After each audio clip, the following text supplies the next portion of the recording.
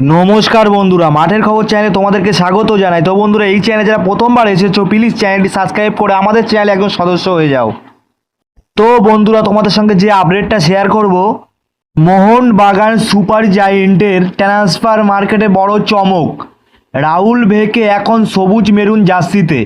আইএসএলের অন্যতম সেরা এবং অভিজ্ঞ এই ডিফেন্ডার যখন দলে আসেন তখন ডিফেন্স যে আরও মজবুত হবে তা নিয়ে কোনো সন্দেহ নেই। কিন্তু এই শোয়ের পর থেকেই ফুটবল মহলে একটা বিরাট প্রশ্ন ঘুরপাক খাচ্ছে।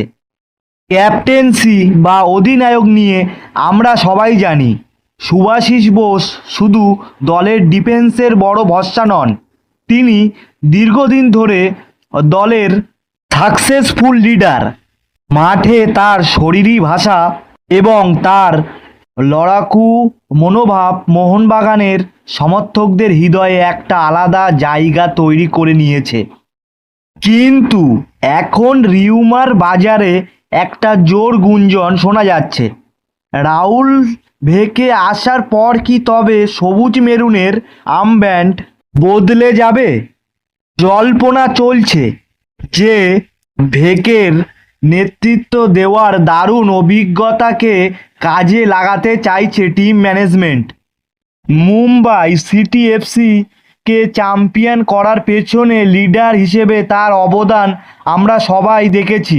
অনেকেই মনে করছেন ভেকে ডিফেন্স সামলানোর পাশাপাশি এবার মাঠের আসল নেতা হিসেবেও দায়িত্ব পেয়ে যেতে পারেন।